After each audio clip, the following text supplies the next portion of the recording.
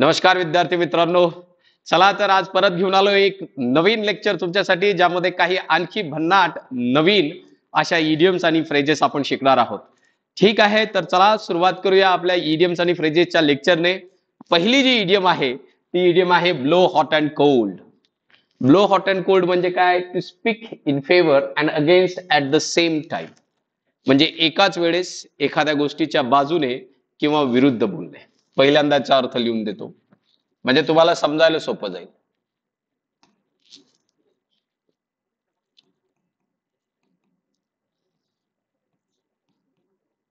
एकाच वेळेस एखाद्या गोष्टीच्या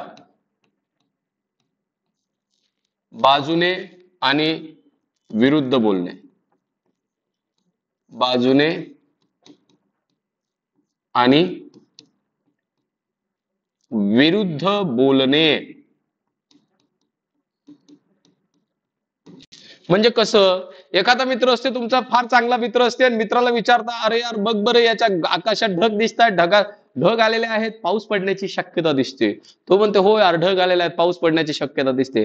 पण राव, असे ढग नेहमीच येतात आकाशात, पण पाऊस काही येत नाही. नंतर तो म्हणते, हो ते तसंच असतं, असे ढग तर नेहमीच दिसतात, पण पाऊस काही येत नसतो. लक्षात घ्यायचं आहे काय होतंय, ही तो काय करतोय, तुम्हाला एकाच वेळेला दोन ओपिनियन देतो. म्हणजे काय आहे की हो, त्याला जर विचारलंय मग आता पाऊस येतोय का, तो म्हणे हो, पण असे ढग नेहमी येतात, पाऊस येत नसतो असे ढग आल्यानंतर. म्हणतो नाही यार, ते तर नेहमीच आहे, असंच असतं, ढग येतात पण पाऊस येत नाही. म्हणजे काय करतोय तो? He is blowing hot and cold. How is he blowing hot and cold? I hope you are getting it. Blowing hot and cold म्हणजे काय आहे की ब्लोईंग हॉट अँड कोल्ड म्हणजे काय? होच्या मागे, होच्या पुढे आणि नाहीच्या मागे. लक्षात घ्या, होच्या पुढे नाहीच्या मागे. म्हणजे एकाच वेळेला चांगला आहे का? हो हो चांगला आहे, पण ते इतकं चांगलं नाही ना, इतकं तर चांगलं नाहीच ते. अरे कुल्फी गोड आहे का? हो कुल्फी गोड आहे, पण टेस्टी नाही ना, कुल्फी तर टेस्टी नाही. You are blowing hot and cold. लक्षात घ्यायचं, इथं उदाहरण दिलेलं आहे. Do not trust those who blow hot and cold in the same breath. Do not trust, अशा लोकांवरती विश्वास ठेवू नका जे एकाच वेळेस तुम्हाला एखाद्या गोष्टीला वाईट आणि चांगलं दोन्ही म्हणतात. ही लोक चांगली नसतात, लक्षात घ्यायचं आहे. कारण ती त्यांचं स्वतःचं मत देतच नाहीत, त्यांना त्या गोष्टीचं काही देणं घेणंच नसते. ते काहीही हो, त्यांना म्हटलं यार हे तर चांगलं दिसतंय रे, हो म्हणजे चांगलं दिसतंय, पण मला सूट नाही होणार. नाही, सूट तर होणार नाही, तुला तसं दिसायला चांगलं आहे. एखादा शर्ट पाहायला एखाद्याला ना दुकानात, त्याला जर म्हटलं यार शर्ट लय भारी दिसते, अरे शर्ट लय भारी आहे, पण हे मला सूट नाही करणार. नाही, तुला तर सूट नाही करणार. काय आहे, सूट नाही करणार तर चांगलं आहे का? चांगलं नाही. Come to the topic guys. अशा प्रकारे तुम्ही याला वापरू शकता, ब्लो हॉट अँड कोल्ड. मग आपण आपल्या मित्रांशी बोलताना मित्राला सुद्धा म्हणू शकतो यार, समटाइम जर त्यांना अशी ओपिनियन दिली तर त्याला म्हणायचं यार, you are blowing hot and cold नाव. अरे तू हॉट अँड कोल्ड ब्लो करतोय, तसं करू नको, असं बोलू शकतो. Let's move to the next one. The next one is,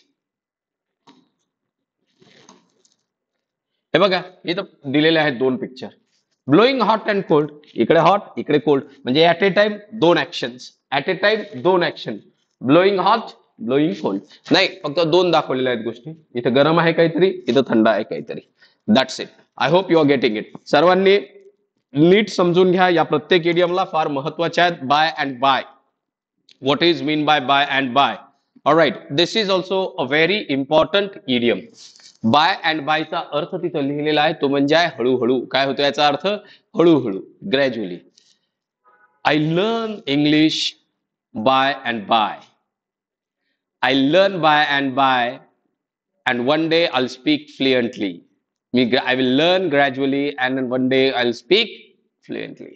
कळतंय का? आय होप तुम्हाला कळते. ग्रॅज्युअली, हळूहळू, हळूहळू. मग हळूहळू कोणत्या गोष्टी होतात?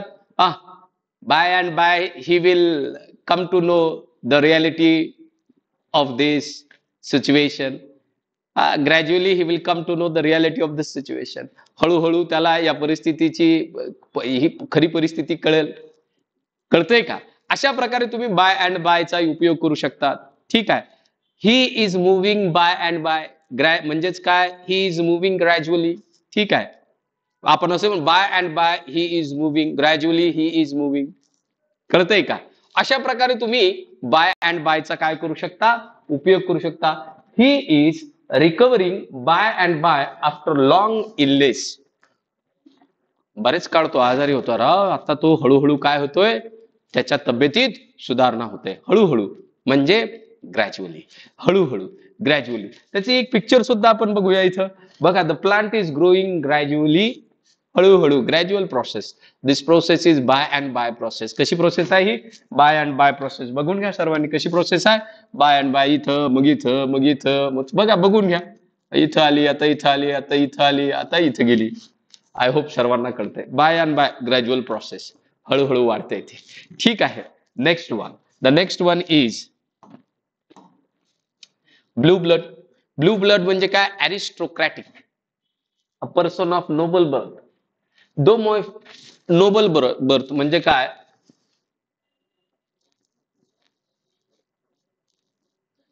श्रीमंत घरात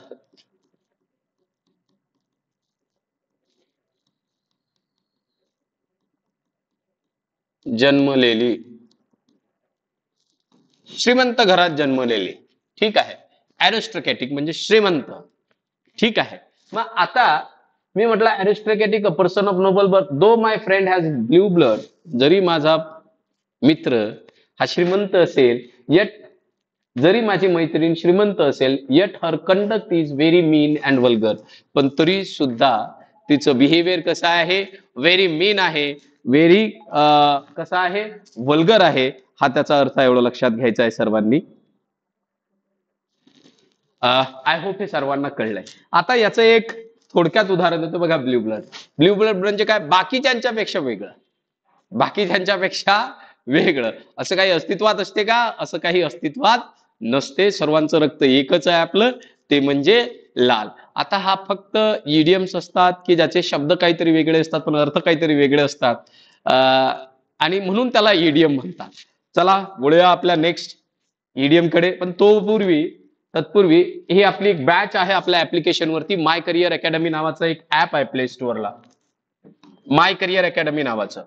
आणि त्या माय करिअर अकॅडमी नावाच्या, माय करिअर अकॅडमी, माय करिअर अकॅडमी नावाचं एक ऍप आहे. त्याच्यावरती कंबाईन आणि IBPS ची आपण एक बॅच लॉन्च केलेली आहे. त्याच्यावरती सध्या 50% ऑफ चालू आहे. तुम्ही जाऊन तो कोर्स जो आहे तो बाय करू शकता. आणि हा व्हिडिओ पाहून जर कोणी कोर्स बाय करत असेल तर व्हिडिओ पाहून जो आला, जिथं मी माझ्या बॅचची जाहिरात केली, त्याला प्लस आता 25% जो आहे तो ऑफ याच्यावरती मिळणार आहे. 25% ऑफ मिळणार आहे. ठीक आहे. परंतु तुम्ही या लेक्चरचा मला रेफरन्स देणे गरजेचं आहे की तुम्ही कुठून तुम्हाला हा रेफरन्स मिळालेला आहे. I hope you are getting it. आणि लेक्चर सिरीज फार सुंदर आहे. जसं मी इथं शिकवतो तसंच तिथं आहे, त्याच्यापेक्षा किंबहुना मी म्हणेल जास्तच भारी असेल. ऑब्व्हियसली आहे, पेड आहे, तर याच्यापेक्षा जास्त एफर्ट्स मी त्या कोर्समध्ये टाकलेले आहेत. व्होकॅब्लरीसाठी असतील, ग्रॅमरसाठी असतील, प्रत्येक गोष्ट एकदम पाहिजे त्या स्वरूपात तुम्हाला तिथं दिलेली आहे. भरपूर असे 150 प्लस व्हिडिओज तिथे येतील. आता सध्या 100 व्हिडिओज आहेत त्याच्यावरती, जवळपास 100 आहेत. मला वाटते 93-94 झालेले आहे. 5-6 व्हिडिओज आज अपलोड होतील त्याच्यावरती. त्यानंतर PYQs, व्होकॅब्लरी, सर्वच्या सर्व गोष्टी तुम्हाला तुमच्या परीक्षेला कंबाईन साठी लागणारे इंग्रजीचं 0 पासून तर पाहिजे तिथपर्यंत तुम्हाला आवश्यकता आहे तिथपर्यंत सर्व गोष्टी तिथे अवेलेबल आहेत. ठीक आहे. आणि कोर्स बाय करताना काही अडचण येत असेल तर बिनधास्तपणे मला कॉल करा. माझा नंबर ऑलरेडी तुम्हाला दिलेला आहे.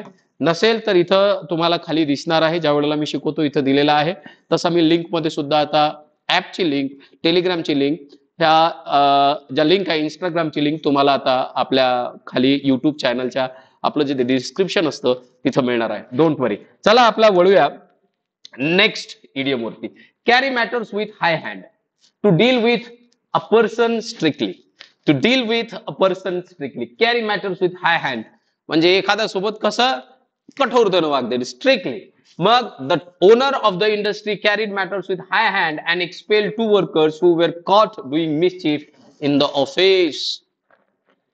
कठोर कारवाई करणे. To deal with person strictly, कठोरतेनं, कठोर कारवाई करणे. काय झालेलं आहे, कंपनीच्या मालकाला दिसलं की काही एम्प्लॉई, 2 एम्प्लॉई जे आहेत ते ऑफिसमध्ये काय करतात, आगाऊपणा करतात त्यांना काढूनच टाकलेलं आहे. आला लक्षात? So carry matters with high hand. To carry matters with high hand. You will see that in the examination जर कोणी चिटिंग केली तर that matter is always carried with high hand. लक्षात घ्यायचं आहे. ठीक आहे. To deal with a person very strictly, म्हणजे जो चिटिंग करतो त्याच्यासोबत कसं बिहेव केलं जातं, स्ट्रिक्टली बिहेव केलं जातं, त्याच्यावरती स्ट्रिक्ट ऍक्शन केली जाते, एवढं लक्षात घ्यायचं आहे. इथं एक त्याचं उदाहरण सुद्धा दिलेलं आहे. You can see that he is carrying the matters with high hand. ठीक आहे. Let us move to the next one. The next one is clip one's wing. एखाद्याचे पंख छाटणे. एखाद्याचे पंख छाटणे, एखाद्याच्या बिहेवियर वागण्यावरती किंवा त्याच्या बाकीच्या गोष्टीवरती मर्यादा लादणे, मर्यादा आणणे, म्हणजे clip one's wings. To weaken the power. एखाद्याची ताकद कमी करणे. To weaken the power. काय करणे?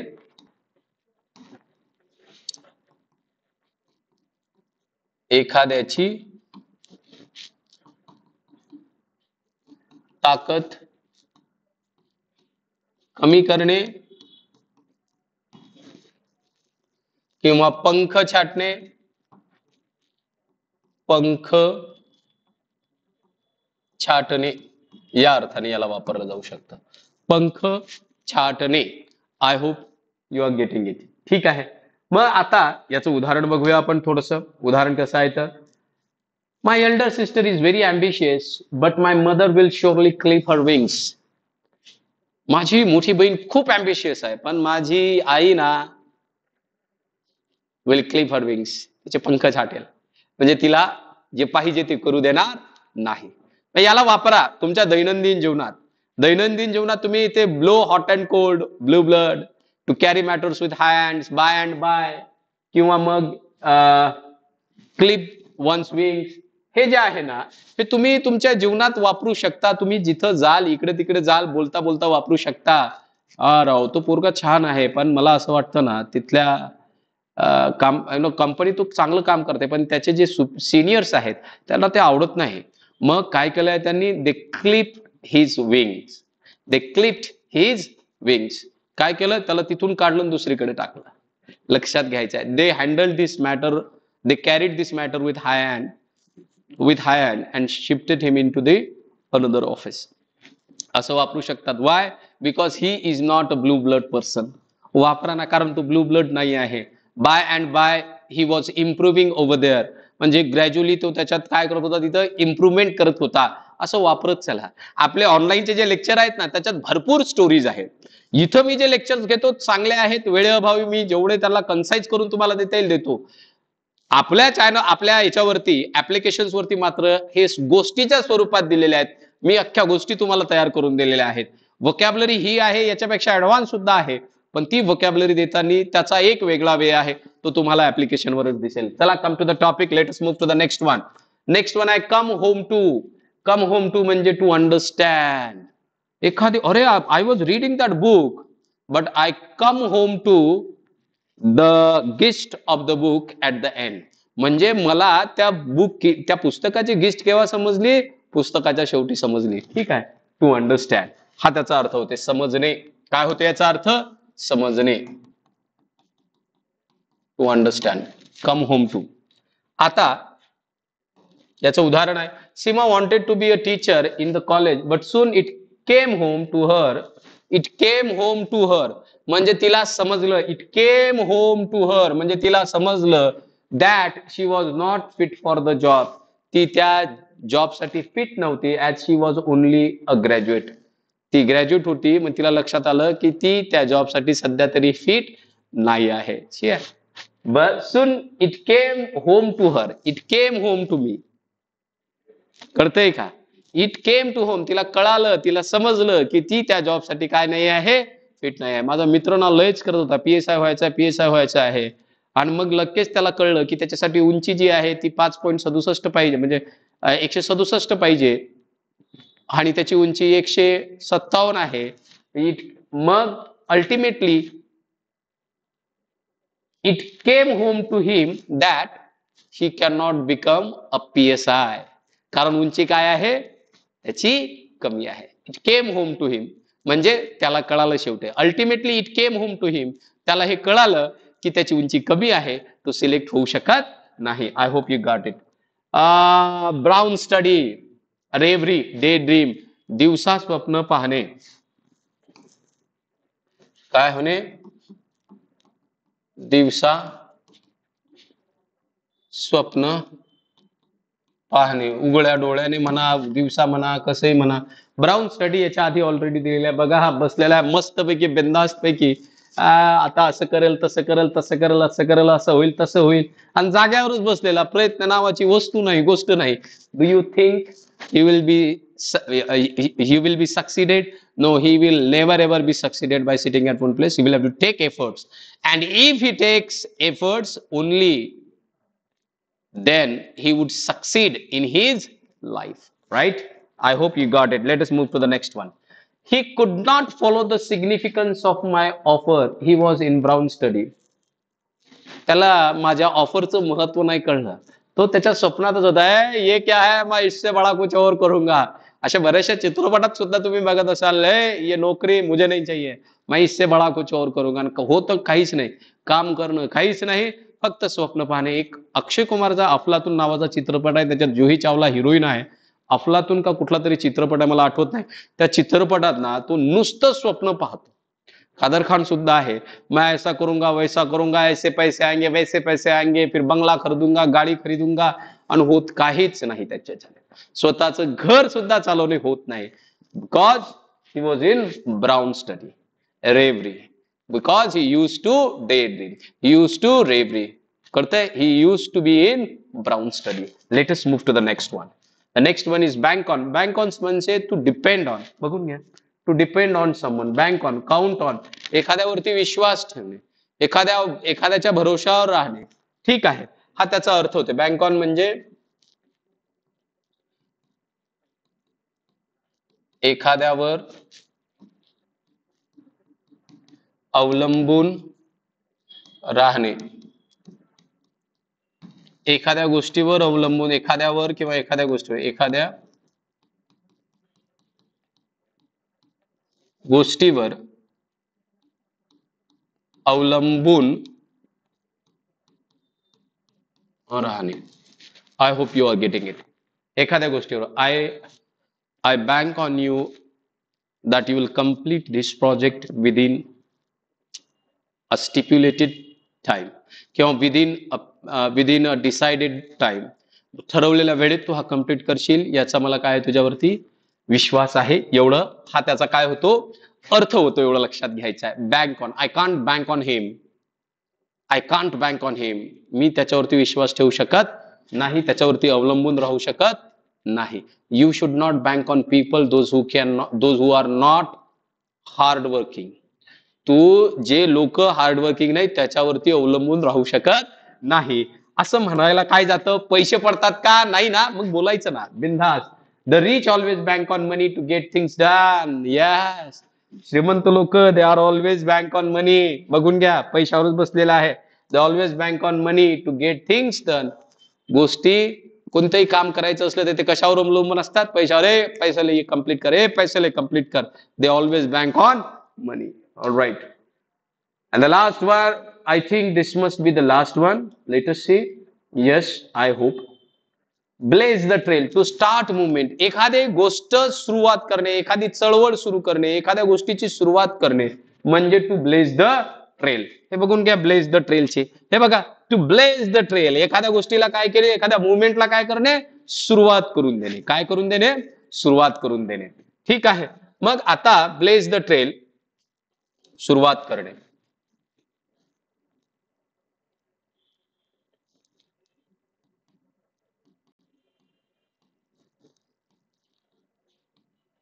चळवळीची किंवा हालचालीची